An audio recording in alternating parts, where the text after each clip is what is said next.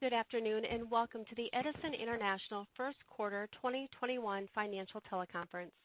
My name is Michelle and I will be your operator today. When we get to the question and answer session, if you have a question, press star 1 on your phone. Today's call is being recorded. I would now like to turn the call over to Mr. Sam Ramraj, Vice President of Investor Relations.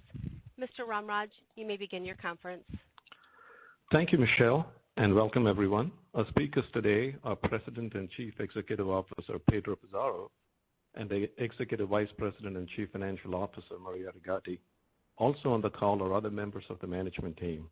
I would like to mention that we are doing this call with our executives in different locations, so please bear with us if we experience any technical difficulties. Materials supporting today's call are available at www.edisoninvestor.com. These include a Form 10-Q, prepared remarks from Pedro and Maria, and the teleconference presentation. Tomorrow, we will distribute our regular business update presentation. During this call, we'll make forward-looking statements about the outlook for Edison International and its subsidiaries. Actual results could differ materially from current expectations. Important factors that could cause different results are set forth in our SEC filings. Please read these carefully. The presentation includes certain outlook assumptions as well as reconciliation of non-GAAP measures to the nearest GAAP measure. During the question and answer session, please limit yourself to one question and one follow-up. I will now turn the call over to Pedro. Well, thank you, Sam, and good afternoon, everybody. Today, Edison International reported core earnings per share of 79 cents compared to 63 cents a year ago. However, this year-over-year comparison is not particularly meaningful because SCE has not received a decision in its 2021 general rate case. SCE recognized revenue from CPUC activities for both the first quarter 2020 and 2021, largely based on 2020 authorized base revenue requirements. Maria will discuss her financial performance in her remarks. Investors have been asking us about how we view Edison's risk profile, given all the news reports that California is headed into another peak wildfire season with above-average risk. As I have shared before, 2019 and 2020 were also above-average risk years, with 2020 setting records for acres burned.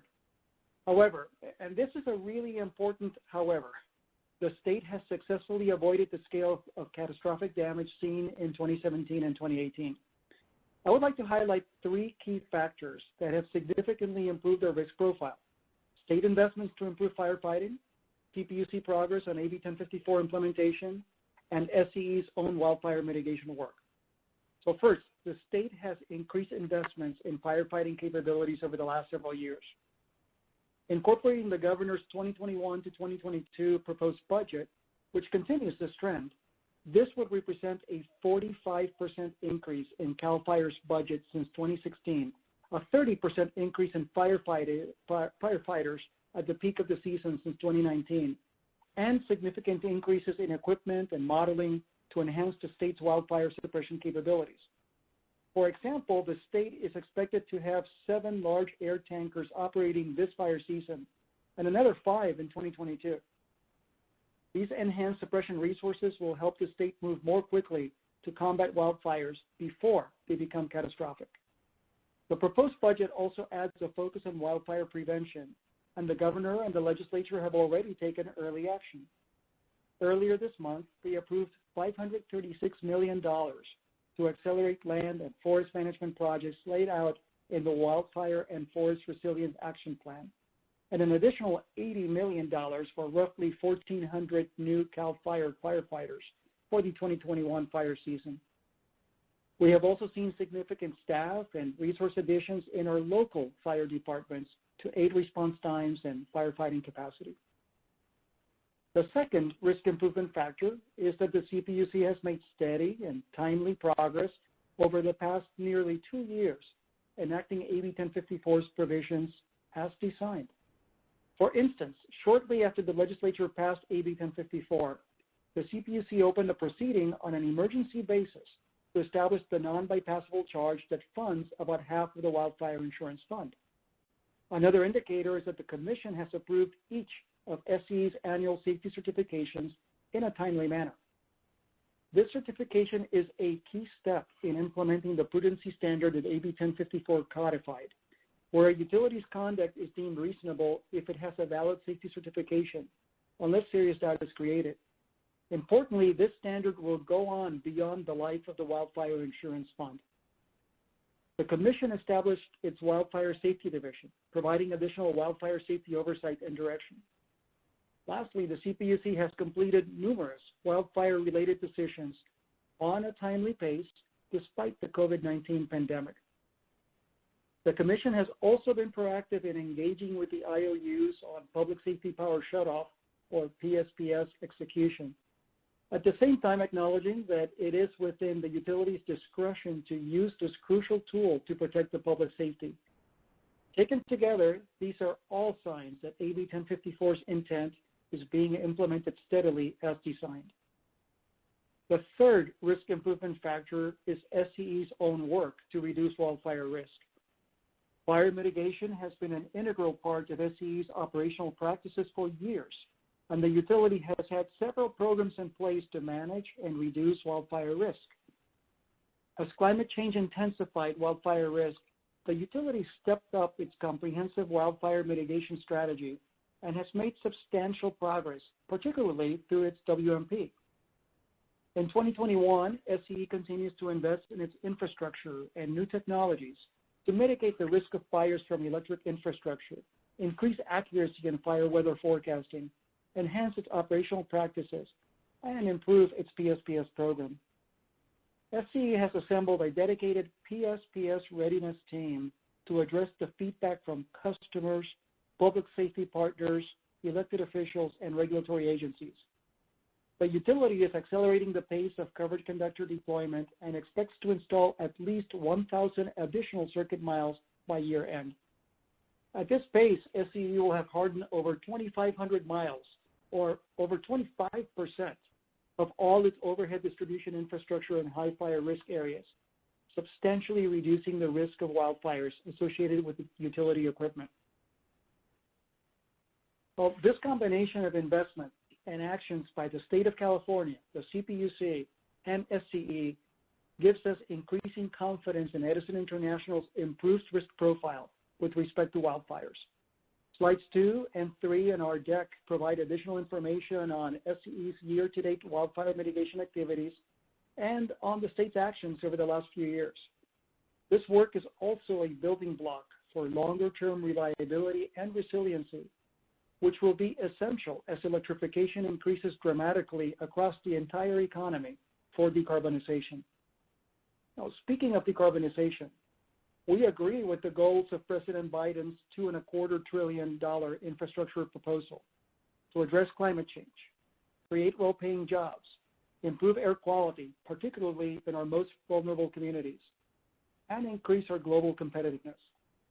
That future requires substantial deployment of EVs, electrification of buildings, and new investments in electric infrastructure to ensure clean, reliable, and resilient electric service for this greater demand. We look forward to working with the administration and leaders in Congress to develop and implement the complementary policies that will effectively meet the Nationally Determined Contribution, or NDC, target of 50 to 52% greenhouse gas reductions across the economy relative to 2005. This is in close alignment with what SCE outlined in its Pathway 2045 white paper. And Edison has already stated its support for this economy-wide target prior to the NDC's release. As highlighted in Pathway 2045, the least expensive way to achieve economy-wide decarbonization is through an equitable clean energy future, with increasing amounts of carbon-free generation powering the further electrification of the economy. The average customer will also benefit from a decline in total energy costs of 1/3, thanks to the greater efficiency of electric technologies. Slides 4, 5, and 6 in our earnings deck provide you with additional information on our views in these areas. SCE has a long track record in maintaining affordability, but in the near term, customers will see increases in their bills as SCE invests in grid hardening and makes the investments needed to support clean energy goals and the long-term affordability that they will yield. For over a decade, SCE has proactively pursued cost reduction efforts, as well as improvements in areas like reliability, through its operational excellence efforts. We expect to do more, and embedding more digital tools deep in our operations, areas like inspections and vegetation management, will enable efficiencies in how we work and better harness data to improve asset management and performance and reduce risk. Building a more robust capability in lean process management will help us drive these efficiencies and create a stronger basis to use automation and other technology to streamline our operations. Fundamentally, delivering value to our customers starts with being an excellent and safe operator through the safe delivery of reliable and affordable electricity. Well, let me close my comments by acknowledging yesterday's news that our colleague and good friend Carla Peterman, SCE's SVP of Strategy and Regulatory Affairs, will be leaving us on May 7th for a new role as PG&E's Executive VP of Corporate Affairs. We are very sad to lose Carla after a really great year and a half together. But we wish her well as she takes on the important and very challenging task of helping Patty Poppe and her new leadership team turn around PG&E's operations and their relationships with their stakeholders and communities. California needs all of its utilities to be healthy and strong, so I am really glad our state will continue to benefit from Carla's talent. With that, Maria will provide her financial report. Thanks, Pedro, and good afternoon, everyone. My comments today will cover first quarter 2021 results, our capital expenditure and rate base forecasts, key regulatory filings, and updates on other financial topics. Edison International reported core earnings of 79 cents per share for the first quarter 2021, an increase of 16 cents per share from the same period last year. As Pedro noted earlier, this year-over-year comparison is not particularly meaningful because SCE has not received a decision in its 2021 general rate case. On page 7, you can see SCE's key first quarter EPS drivers on the right-hand side. I would like to highlight a handful of items that accounted for much of the variance. To begin, revenue was higher by 5 cents per share. FERC-related revenue contributed 3 cents to this variance, primarily due to higher rate base. CPUC-related revenue contributed 2 cents to this variance. However, this was offset by balancing account expenses with no effect on earnings. O&M had a positive variance of 20 cents, largely due to lower wildfire mitigation-related O&M and lower employee benefits expenses. Wildfire mitigation expenses were lower in the first quarter, primarily because fewer remediations were identified through the inspection process. There was also a negative variance of 8 cents from an increase in depreciation due to a higher asset base. Lower net financing costs had a positive variance of 8 cents due to several items, including lower interest rates on balancing accounts and lower preferred dividends due to the redemption of preferred stock at SCE last year. Finally, SCE's EPS in the quarter was 4 cents lower because of dilution from the increase in shares outstanding, primarily associated with the equity offering in May 2020.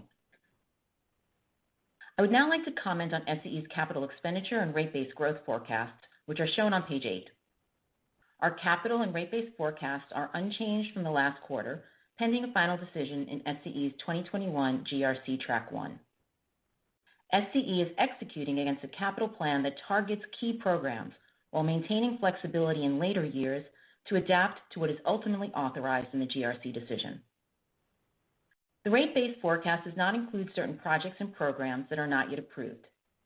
This includes the Customer Service Replatform Project, or CSRP, which went operational earlier this month.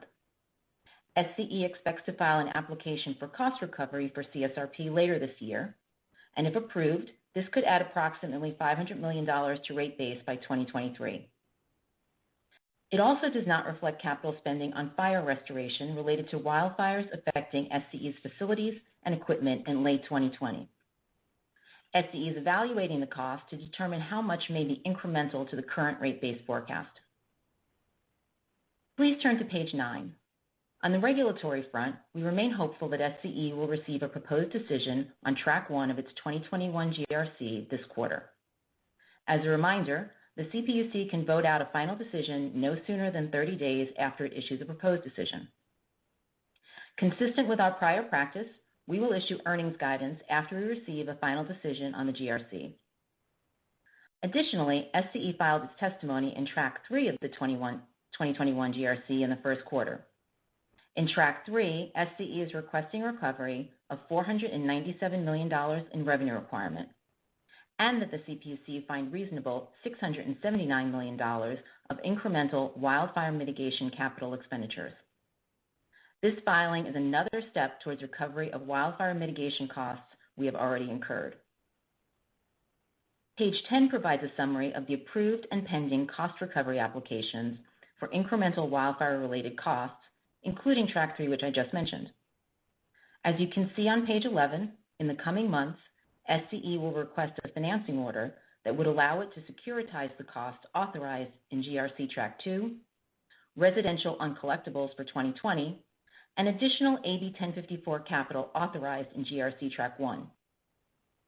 We expect SCE's total request to be approximately $1 billion, composed of $500 million of AB 1054 related capital, $400 million of wildfire mitigation related O&M, and $100 million of incremental residential uncollectible expenses associated with the economic effects of the COVID-19 pandemic. Related to the 2017 and 2018 wildfire and mudslide events, SCE continues to make solid progress settling the remaining individual plaintiff claims. As shown on page 12, during the first quarter, SCE resolved approximately $200 million of individual plaintiff claims.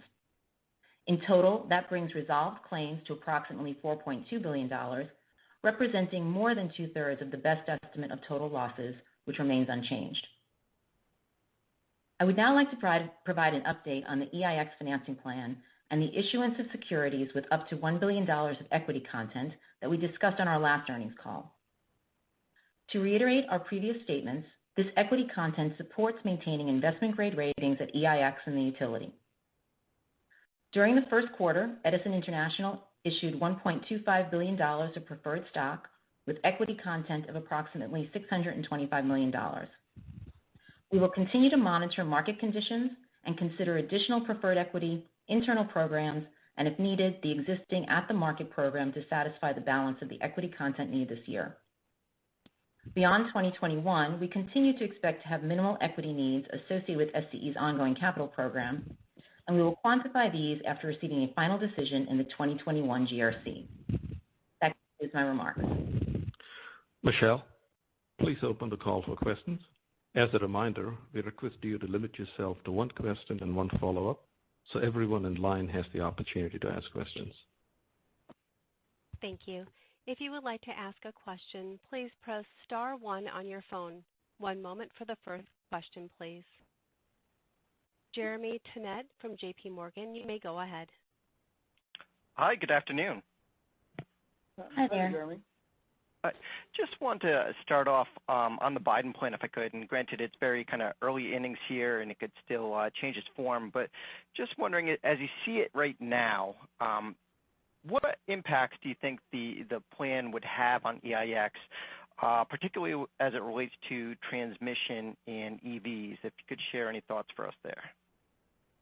Yeah, to give you a few high-level thoughts, Jeremy, and as you said, it's early here, and as you know, we've seen the administration provide last week the start to their plan through the NDC, but lots of details to be filled in, not only by the administration, but then also ultimately by Congress, right? And so with a divided Congress, I expect that anything that happens in Washington, at least on the congressional side, will have to be bipartisan and therefore something that both parties can work with. I think at the highest level, as I mentioned in my prepared remarks, we absolutely support the overall economy-wide direction and the 50 to 52% reduction in greenhouse gas emissions by 2030. As you've seen the initial elements of the Biden plan, clean energy, electrification, and transmission are all big parts of the plan. And they line up really nicely with what we've been saying is the most feasible and cheapest way for California to get there through our Pathway 2045 work. So that's really good alignment in terms of strategy, and I think it just provides long-term support for what we've been talking about for the last several years of, from an SCE perspective, making the investments needed to prepare the grid to be able to manage that transition, to support customers, electrifying buildings, space and water heating, electrifying transportation. And then I think in terms of the core utility investment, what that means is, I think most importantly, support for the core program that we've outlined. I know that we don't provide guidance beyond the rate case cycle, to date, but we have said that we expect to see this very robust spending need, investment need for the next several years, certainly well past the rate case. And really, as you look at on a California-wide basis, we have estimated in Pathway 2045 that, the investment need will be something like, I think, $250 billion or so across the need for clean energy resources, renewables, storage, and transmission investment. The transmission part of that alone, transmission and distribution part, is around $75 billion, and I think one of the charts in the deck provided a little detail on that. So I think it's page 6, show the $75 billion breakout for the state. So, long way of saying we think that that's all supportive of the core investment opportunity, as well as some upside opportunities to the extent that the utility ends up needing to play a role in California beyond core grid investments, or for example, for added storage or for programs like our Charge Ready 2 and Charge Ready transports that we have underway right now. One final thing I'll say is that there was more press this morning on the campaign trail. President Biden had talked about getting the power sector itself on a standalone basis to zero GHG by 2035, and there's now discussion about potentially setting a target of 80% reductions from 2005 levels for the power sector by 2030. Speaking here both from an Edison perspective and from a broader industry perspective, we're all lined up to do as much as we can, as fast as we can at a national level. 80% may really be stretching, I think, the feasibility for the nationwide transition, just given the fact that it's 9 years until then. There's still, R&D and technology that's needed to help fill the gaps, and significant technology deployment that would be needed, particularly on the transmission side. It's not just the capital investment, but the permitting process. It can take quite a while. So our Pathway 2045 analysis actually concluded that California would see something like a 72% decrease in greenhouse gas emissions from 2005 levels by 2030. I've seen some national analysis from EPRI and others that suggest that the national number, on an aggressive pathway, might still be below 70%, maybe mid-60s or so. So I think that'll be the nub of discussions among the industry and the administration and Congress will be on what defines what, as much as we can do, as fast as we can do, what defines the art of that, and how do we make sure that the transition is reliable, affordable, and equitable for all customers across the country. Got it. That's very helpful. Thank you. Sorry, maybe more than you wanted. We've been spending. No. That was great. Thank you. Maybe just kind of pivoting a bit here and thinking kind of higher level when it comes to inverse condemnation. I think there had been legal challenges in the past, and just wondering what your thoughts are on this front. Do you see any changes on this outlook, or do you see any challenges going forward here, or any thoughts you could share would be helpful. Thanks. Yeah, this one may be more brief. Very near term, we are pleased that we have AB 1054, and AB 1054 did not resolve inverse condemnation, but it created a fair framework. And so I think that it went a long ways, and in our view, significantly reduced the risk exposure for utilities across the state. In terms of changing the state's current approach on inverse itself, I think it's unlikely you'd see legislative action anytime soon, because quite frankly, there's been a lot of work at the legislature on wildfire issues already for AB 1054. They have a full agenda in helping the economy recover from the pandemic. So I wouldn't expect that there'd be a whole lot of bandwidth for taking that up in the near term. There is always a possibility that there could be court cases where inverse could be tested again and challenged again. Probably premature to go into details of specific court cases, but I'm aware that, not only might there be some that pop up for us as we go through our caseload, but other utilities also may have opportunities to to challenge inverse. So that's always a possibility out there through the court system. Got it. That's helpful. That's it for me. Thanks. Thanks, Darren. Thank you. Our next question comes from Julian Dumoulin-Smith from Bank of America. You may go ahead. Hey there, Julian. Hey, good afternoon, team. Thanks for the time. Perhaps here at the outset, Pedro, I appreciate your comments on just all the mitigation actions you guys have taken about wildfires. Can you comment a little bit on just the wildfire probabilities and just as you see weather events materializing thus far, et cetera, what the risk profile is going into the fall, especially relative versus the mitigation efforts that you guys have already pursued here? How would you frame that risk profile? It seems to be getting some attention here, so put it back to you. Yeah, no, thanks, Julian, and that's why I dedicated, the first part of my comments to framing that. I guess what I would recap one part and maybe add a little bit. The recap part is we do see, and I think all the external forecasts that we see are calling for a likely above average fire risk peak period here. I think in terms of the mitigations, I went through that in a fair amount of detail. Maybe what I would add is to remind you that the approach we have taken over the last several years has been a risk-informed approach.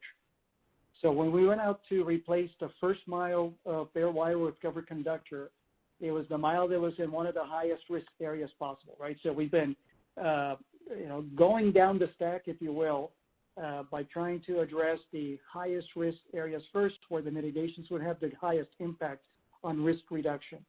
So every piece of work we do is reducing the risk, and we've gone after the big bites early on.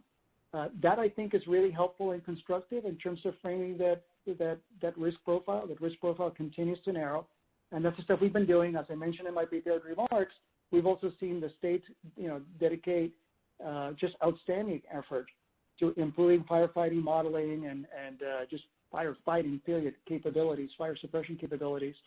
And so that ability now that the state has that, frankly, it didn't have in 2017 or 2018 to fight multiple large fires simultaneously. You might recall I mentioned some really interesting LA Times articles around 2018 and the challenge that the state had in fighting the Camp Fire and the Woolsey Fire and the Hill Fire all simultaneously.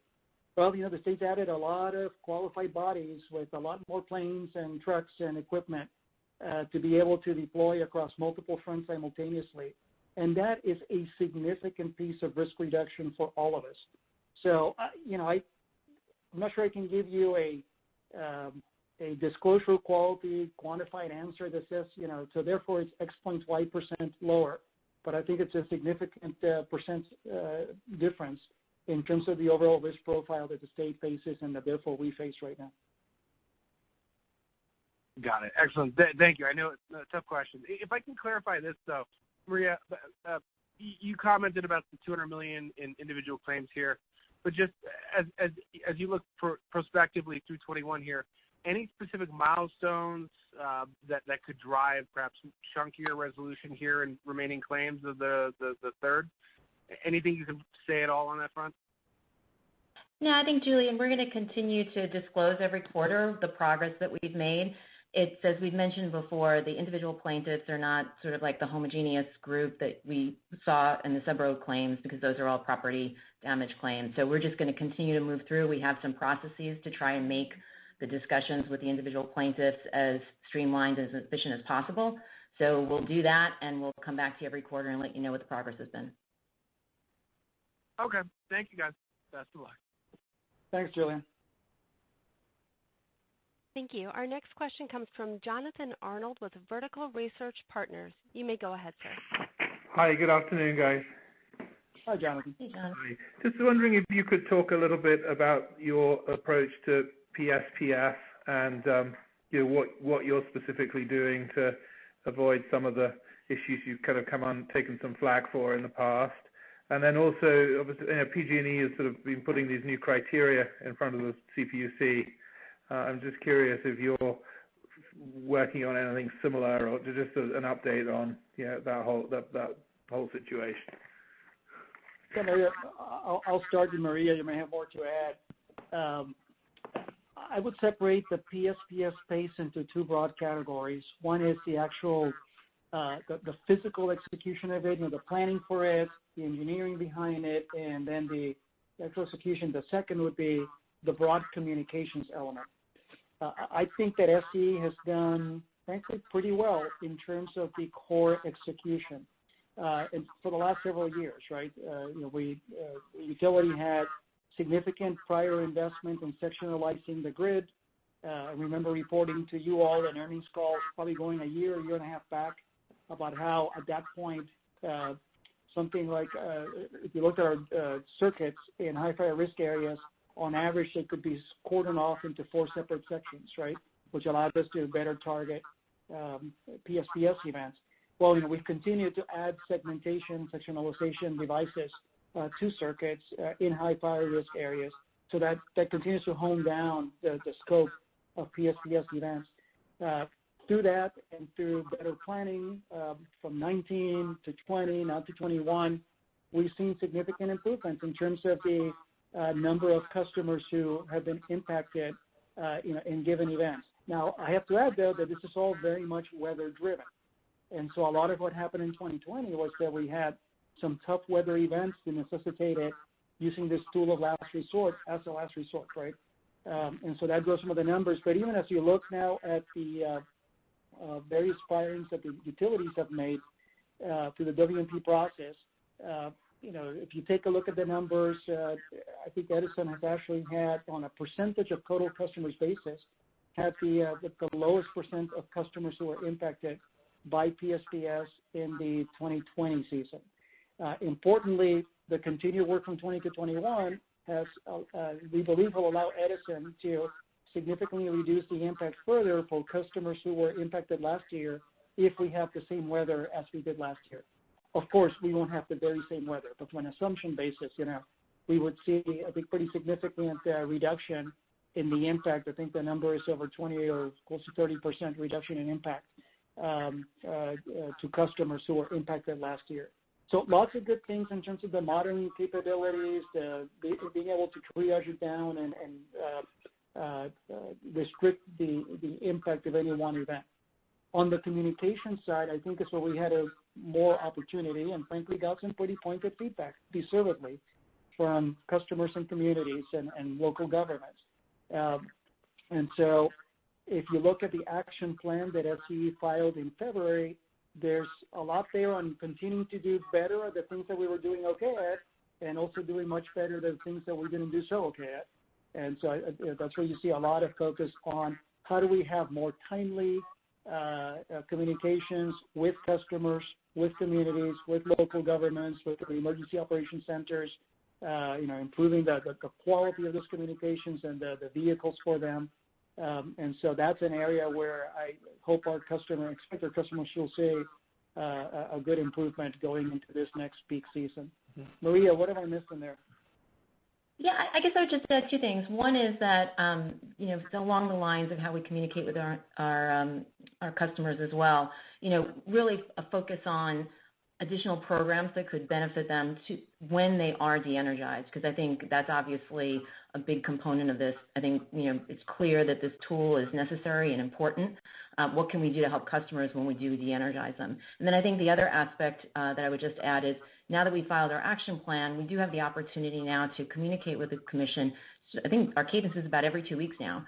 So it really does provide an opportunity for us to have an ongoing dialogue around what it is that SCE is doing. So I think those are all important aspects of PSPS for this year.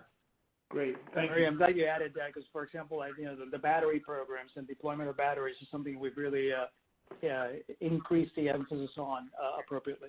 So in a nutshell, Pedro, trying to do it less often if you can and make it more bearable for people when you have to. Absolutely, but we will do it when we have to do it, right? Because it's an important protective tool to protect the health and safety of our communities. Okay, and then if I may, just on the GRC, do you have any sense of what sort of seems to be extending the timing a bit here? And Commission's been moving pretty fast on a whole host of other things. But maybe this case doesn't have a statutory deadline, or just any thoughts you have why we're still waiting here. Yeah, Jonathan, I would not read anything into it. It's a complicated case. It's a request that has a lot of different components, like most GRCs. So I think that they're just working through the different aspects of it and putting pen to paper to get that proposed decision out. All right, thank you. All right, thanks, Jonathan. And our next question comes from Shar Perezzo. You may go ahead from Guggenheim Partners. Hello, Shar. Hey, good afternoon. It's actually Constantine here filling in. I just had a couple of quick ones just to follow up, and a lot of the questions that I had have been answered. It's kind of, as Jonathan mentioned, it's been kind of quiet with the ex partes and the filings, and the CPUC has closed out a few of the more controversial proceedings. And just curious to get your sense on kind of the CPUC process this GRC cycle, if kind of you see some prospective improvements in the timeliness of the decisions, and kind of is this indicative of the staff getting close to the PD, kind of since everything else is now kind of moving forward? Yeah, and if I'm hearing your question right, you're asking about broadly at the PUC, not just with the GRC, right? Yes. Right. So I think, we mentioned this in our prepared comments a bit, but the PUC has been moving expeditiously through a whole lot of stuff, and, you throw in a pandemic into the mix, and, frankly, I think they performed pretty admirably given the amount of, the number of balls they juggle under blue skies, and then you make the skies a lot tougher with COVID-19. And the impact on their own operations of that, as well as the extra volume of work that COVID created, right? So I frankly think they've been doing all right. We all have. The GRC is a complex case, and obviously we had hoped that we would have had a PD by now, but we're still hopeful that we'll have a PD by the end of this quarter, as Maria mentioned in her comments. And I don't think we're seeing anything systemic there that says there's a problem. The process is broken. On the contrary, we provided a number of examples in the prepared remarks around things like, safety certifications for Edison, the disposition of a number of the, cost recovery accounts.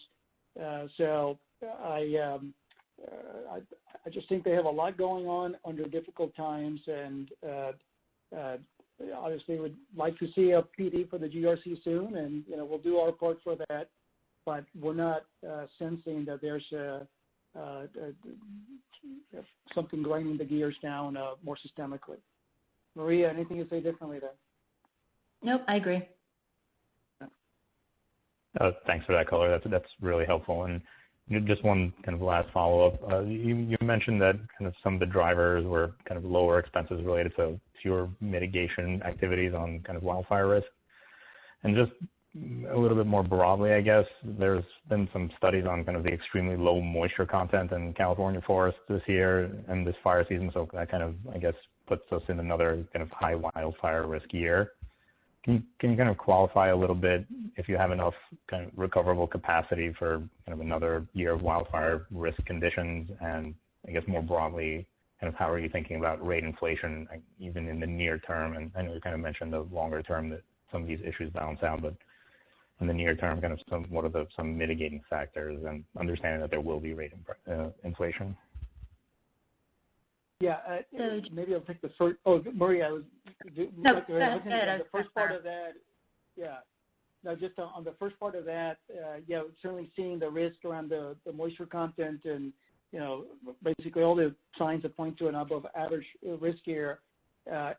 When you talk about capacity, again, I'm thinking that multiple ways, and first and foremost, focus on the fact that we believe we're doing the things we need to do in our wildfire mitigation plan to help mitigate our side of the risk, and we believe the state's doing the things they need to do to have the fire suppression resources ready to help control a fire if it ignites.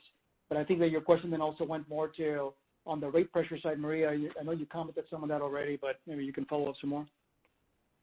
Sure. I think, as you mentioned, we did see some lower expenses related to wildfire mitigation. That's, inspections that we do. We found fewer areas that we had to remediate. But I think more broadly, there are still costs associated with mitigating this risk. We've talked before, and in fact, the Commission convened an en banc not too long ago to talk about affordability. And so as we do that, we continue to focus people on the necessity for the wildfire mitigation expenditures that we and other IOUs are doing, that goes squarely to maintaining the safety of our communities. And then over the longer term, looking at what it really means to our electric rates as we further electrify the economy, what that means for rates, but then also what it means for the energy bill itself. And so I think as we think about affordability, we and the Commission and other stakeholders are looking at it from different perspectives. Total share of wallet that energy represents, so not just the electric bill. Affordability has been defined a few different ways by the Commission, things like how many hours do you have to work at minimum wage in order to pay your electric bill. I think it's going to be an ongoing discussion, but we do know that wildfire mitigation is very important to the safety of our communities, and we know that a broader electrification is important for the greenhouse gas and environmental objectives that the state has. And that's important because as we do that and we think about affordability, it's also about being equitable and having all of our communities also participate in that improvement in the environment. So I think it's going to be an ongoing discussion. The Commission's rightfully focused on it, and we have been focused on it as well, as Pedro mentioned, over a many-year cycle, trying to manage our costs, and then as we further electrify the economy, allowing that to help increase affordability as well. Thanks, Maria. That's very helpful commentary, and thank you for taking the questions. Okay, take care. Thank you. And once again, if you do have a question, you may press star 1 on your phone. Our next question comes from Michael Lapides with Goldman Sachs. You may go ahead, sir.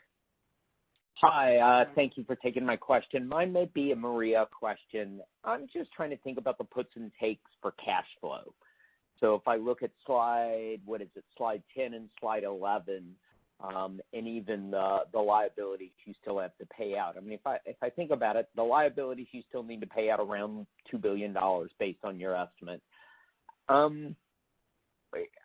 want to make sure I'm not double counting here, because if I think about it, you've still got a good chunk of cash coming in the door as outlined on the items in slide 10.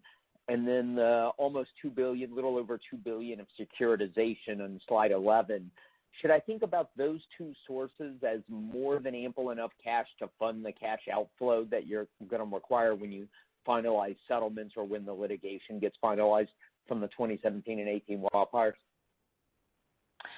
So a couple of things in there. I think as you look at page 10 and look at page 11, some of those things are not unique.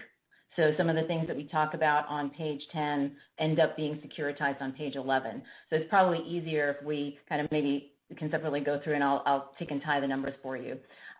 The more general response to your question is we do have cash that we have already spent on wildfire mitigation. These securitizations and or recoveries through rates as we continue to file the applications will allow us to sort of get that cash back in the door. So some of the pressure that you've seen often expressed through the issuance of short-term debt in the past or funded through short-term debt in the past will be alleviated. I think from a claims perspective, what we've said before is that EIX has issued equity or preferred equity in the past in order to sustain the credit metrics and the investment grade ratings both at the utility and at the holding company, and that equity issuance allows SCE to continue to debt finance the claims payments as they come due. Now that we're shortly will be past the insurance recovery, and so they'll be able to do that, and subject to the waiver that they have, they can keep that debt outside of the capital structure. Over time, cash is all fungible. As we're putting dollars down there, that may impact the exact timing of when they do their debt financings, but over time they'll be funding their business in accordance with their authorized capital structure. So I think that's the general framework. I think that the numbers on slides 10 and 11, there's a little bit, as I said, of overlap between applications, and then we translate that into securitizations on page 11. And we can go over that in more detail if you like later on. That'd be great. And finally, Pedro, can you circle back? You highlighted some areas where there could be upside to CapEx. Can you revisit those a little bit for us? You kind of went through that a little bit quickly. And are these items that impact you in kind of 22, 23, or are they beyond that, meaning 24 and beyond? Sure. I think there's probably some of midterm and some of long term. And you've already seen over the last few years things that were near term that materialized, right?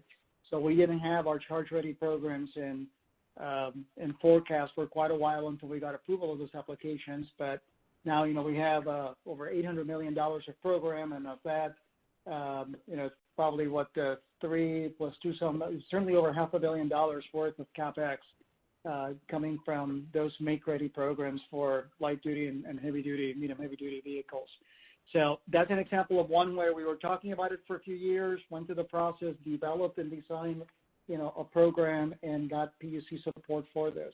I think as you look at the near term, near midterm, in the next decade or half a decade, storage is an opportunity that could present some potential upside because for storage, because a lot of that will be done by third parties, and whether it's large scale or the BPAs, or whether it's customers down at the customer premise.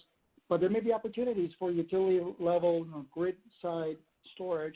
You've seen us do already some of that. The rate case included some assumptions about a modest level, but particularly as we see the acceleration of things like vehicle electrification. That might lend itself to places where it might make sense to reinforce a substation with more storage, as we did with Mira Loma, where we put in 20 megawatts of batteries a few years ago. So that's kind of a near term, or you can call it midterm one. I think longer term, the upside is in transmission. And of course, we have FERC Order 1000 with competition for transmission.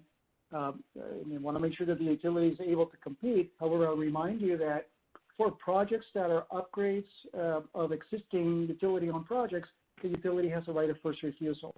And just given the scale of wires investment that we think is needed, I would hypothesize handily that there will be probably some projects that are upgrades of existing lines where maybe we haven't conceived of that yet. And we really are going to be dependent on the California Independent System Operator to run through its transmission planning process and determine the transmission that's needed for renewables by 2030 and later on by 2045. So I think transmission presents another upside opportunity. Finally, coming way back down to the more mundane, very near term, I know Maria mentioned this, but just remind you that we have our customer service replatform project, and that could be $500 million of rate-based additions if approved by the Commission. We just went live with that in early April. And then there could also be some additional rate-based additions from the wildfire restoration work that we did in 2020 out of the Creek Fire. We haven't quantified that yet externally, but we're finalizing that analysis now. So those are much more kind of blocking and tackling near-term opportunities. Got it. Thank you. Much appreciated. Thanks, Michael. Thank you. Our next question comes from Ryan Levine from Citi. You may go ahead. Good afternoon. Hi. How has the cadence of settlement discussions continued in recent weeks for the remaining 32% of the alleged and potential claims, recognizing that they're smaller in nature? Has the pace been changing? Yeah, we probably won't be able to help you very much there, unfortunately, because those are confidential negotiations. I think we did share that there's good news in that we now have a process both for the Thomas Konigstein mudslide plaintiffs as well as for the Woolsey plaintiffs, individual plaintiffs. So there's an established process approved by the court that allows us to have a smoother approach to working our way through several thousand cases that remain. I would also say, you mentioned there's smaller ones remaining. When you think that they're smaller relative to, say, the subrogation settlement that we did earlier, but I want to make sure you're not generalizing too much by looking at, say, the dollar amount of settlements we've done with individual plaintiffs so far relative to the number of individual plaintiffs' cases that we settled, and making any assumptions or extrapolating from that about the remaining cases. all of these are so case by case, very individualized. So it's really hard to extrapolate and say, because we did X dollars for these Y plaintiffs, you can use that ratio for the remaining ones. It's really case by case.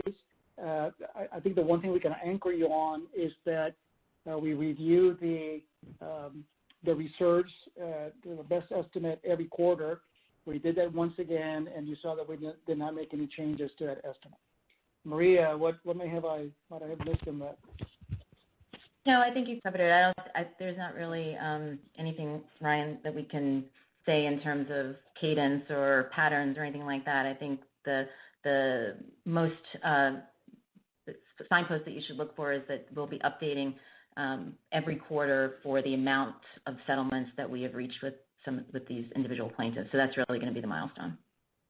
Great. If I could just squeeze in one more in terms of the follow-up around the transmission growth opportunity that you had outlined in your pathway to 45, $75 billion. In light of the presidential and congressional bills before Congress, is there any key permits that underpin that longer-term growth outlook? And any politics that may be in flux that could get accelerated in light of some of the federal and state goals? Yeah, maybe we'll take a shot at that. Probably the most honest answer I can give you is that it's really early, all right? And you're going to see significant discussions between the administration and Congress over the next weeks and maybe even months. I think that there's, in terms of framing the timing a bit, I would expect that the administration will want to have a plan firmly in place in time for the Glasgow Conference of the Parties, the United Nations Conference of the Parties in November. And so, if not, hopefully sooner. But the pace, the scale, you even see it in the discussions right now on the infrastructure package that's been proposed by the president, and you're hearing $2+ billion numbers coming from his proposal. You're hearing Republican members talking about packages that are more on the $600 million mark. So that'll influence us. The relative degree of emphasis on different levers in the packages, and so in the case of transmission, I think it's generally accepted by both sides that transmission will be a key element of the equation. But how that translates into are there federal incentives? Frankly, from our perspective, the thing that we would really like to see the federal government do more than just money is focus on the permitting process and helping on the federal side to streamline access to federal lands where we might need to have access for rights of way for new transmission lines. That alone is probably one of the biggest levers they have to accelerate this, because it's that piece, the permitting process, that adds years and years to transmission projects. It can take you a decade to build a transmission project. But in any case, Ryan, I'll go back to my first point that it's early in the game, lots of discussions ahead, and those discussions will then guide the level of emphasis, frankly, not just in transmission, but how deeply to go in the power sector, by what time frame, how does that compare with how you're going deeper in other sectors, to what extent are you using market mechanisms to do that versus more sector by sector allocations. All of that is to be determined. Appreciate it. Thank you. You bet. And that was our last question. I will now turn the call back over to Mr. Sam Ramraj. Yeah, thank you for joining us today. This concludes the conference call. Have a good rest of the day, everyone, and stay safe. You may now disconnect. And thank you. This concludes today's conference call. You may go ahead and disconnect at this time.